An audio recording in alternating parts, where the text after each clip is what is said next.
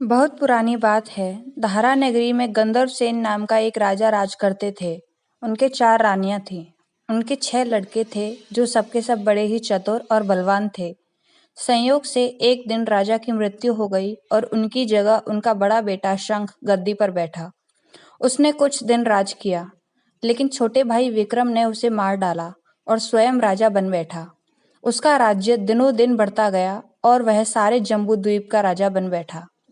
एक दिन उसके मन में आया कि उसे घूमकर सैर करनी चाहिए और जिन देशों के नाम उसने सुने हैं उन्हें देखना चाहिए।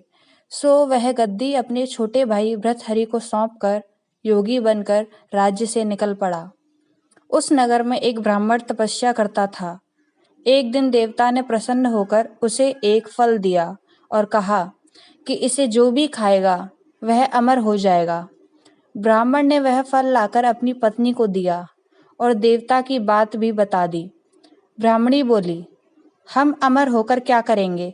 हमेशा भीख मांगते रहेंगे। इससे तो मरना ही अच्छा है। तुम इस फल को ले जाकर राजा को दे आओ और बदले में कुछ धन ले आओ। यह सुनकर ब्राह्मण फल लेकर राजा भृतहरि के पास गया और सारा हाल कह सुनाया। भृतहरि ने फल ले लिया और ब्राह्मण को 1 लाख रुपए देकर विदा कर दिया। भृतहरि अपनी एक रानी को बहुत चाहता था।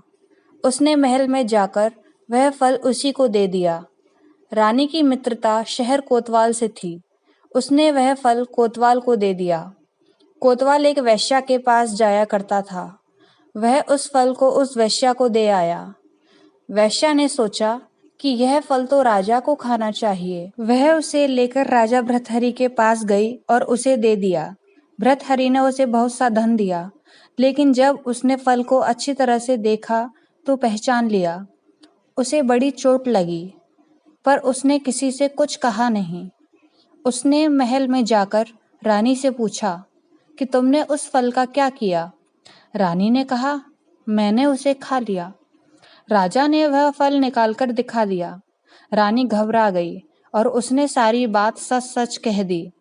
भृतहरि ने पता लगाया तो उसे पूरी बात ठीक ठीक मालूम हो गई। वह बहुत दुखी हुआ। उसने सोचा, यह दुनिया मायाजाल है, इसमें अपना कोई नहीं। वह फल लेकर बाहर आया और उसे धुलवाकर स्वयं खा लिया। फिर राजपाट छोड़ योगी का भेष बना जंगल में तपस्या करने चला गया। भृतहरि के जंगल में चले जाने से विक्रम की गद्दी सूनी हो गई। जब राजा इंद्र को यह समाचार मिला तो उन्होंने एक देव को धारा नगरी की रखवाली के लिए भेज दिया। वह रात दिन वहीं रहने लगा। भृतहरि के राजपाट छोड़कर वन में चले जाने की बात विक्रम को मालूम हुई तो वह लौटकर अपने देश में आया। आधी रात का समय था। जब वह नगर में घुसने लगा तो देव ने उसे रोका। राजा ने कहा, मैं विक्रम हूँ, यह मेरा राज है, तुम रोकने वाले कौन होते हो? देव बोला, मुझे राजा इंद्र ने इस नगर की चाकसी के लिए भेजा है।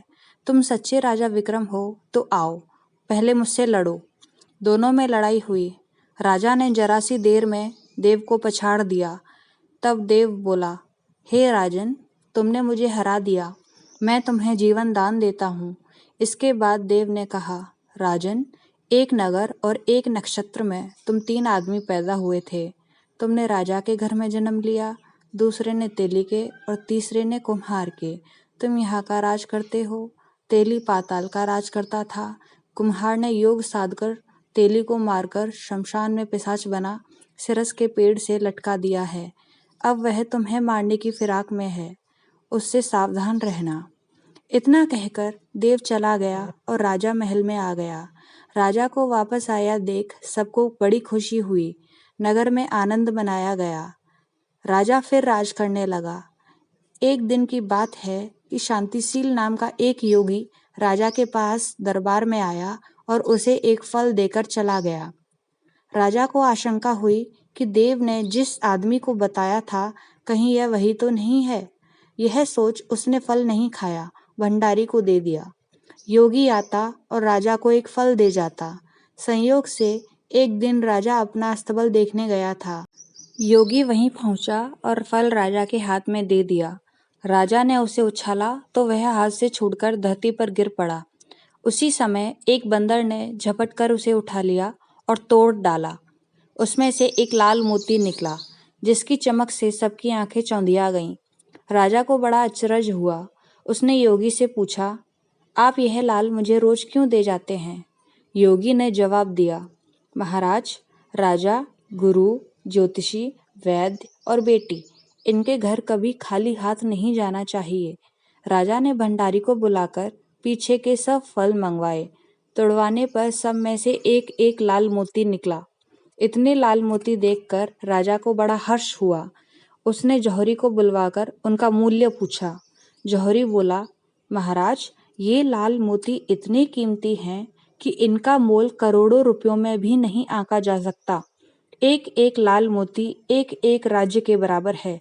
यह सुनकर राजा योगी का हाथ पकड़कर गद्दी पर ले गया। बोला, योगीराज, आप सुनी हुई बुरी बातें दूसरों के सामने नहीं कही जाती। राजा उसे अकेले में ले गया। वहां जाकर योगी ने कहा, महाराज, बात यह है कि गोदावरी नदी किनारे मसान में मैं एक मंत्र सिद्ध कर रहा हूँ। उसके सिद्ध हो जाने पर मेरी मनोरथ पूरी हो जाएगी। तुम एक रात मेरे पास रहोगे तो मंत्र सिद्ध हो जाएगा। एक दिन रात को हथियार बांधकर तुम अकेले मेरे पास आ जाना। राजा ने कहा, अच्छी बात है। इसके उपरांत योगी दिन और समय बताकर अपने मठ में चला गया। वह दिन आने पर राजा अकेला वहां पहुंचा। योगी ने उसे अपने पास बिठा लिया। थोड़ी देर बैठकर राजा ने पूछा, महाराज, मेरे लिए क्या आज्ञा है? योगी ने कहा, राजन, यहाँ से दक्षिण दिशा में 2 कोस की दूरी पर मसान में एक सिरस के पेड़ पर एक मुर्दा लटका है।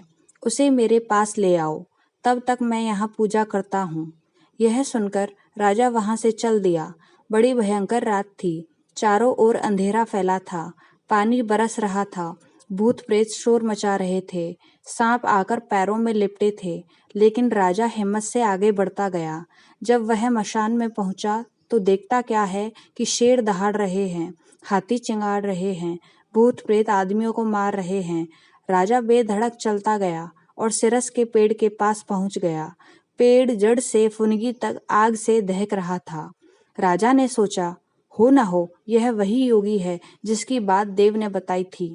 पेड़ पर रस्सी से बंधा मुर्दा लटक रहा था। राजा पेड़ पर चढ़ गया और तलवार से रस्सी काट दी। मुर्दा नीचे गिर पड़ा और दहाड़ मार मार कर रोने लगा। राजा ने नीचे आकर पूछा, तू कौन है? राजा का इतना कहना था कि वह मुर्दा खिलखिलाकर हंस पड़ा। राजा को बड़ा अचरज हुआ। तभी वह मुर्दा फिर पेड़ पर जा लटका। राजा फिर चढ़कर ऊपर गया और रस्सी काट मुर्दे को बगल में दबा नीचे आया। बोला, बता तू कौन है? मुर्दा चुप रहा। तब राजा ने उसे एक चादर में बांधा और योगी के पास ले चला। रास्ते में वह मुर्दा बोला, मैं बेताल हूँ। तू कौन है और मुझे कहाँ ले जा रहा है? राजा ने कहा, मेरा नाम विक्रम है। मैं धारा नगरी का राजा हूँ। मैं तुझे योगी के पास ले जा रहा हूँ। बेताल बोला, मैं एक शर्त पर चलूंगा। अगर तू रास्ते में बोलेगा तो मैं लौटकर पेड़ पर जा लटकूंगा। राजा ने उसकी बात मान ली। फिर बेताल बोला, पंडित, चतुर और ज्ञानी, इनके दिन अच्छी अच्छी बातों में बीतते हैं, जबकि मूर्खों के दिन कलह और नींद में। अच्छा होगा कि हमारी राह भली बातों की चर्चा में बीत जाए। मैं तुझे एक कहानी सुनाता हूँ, ले सुन।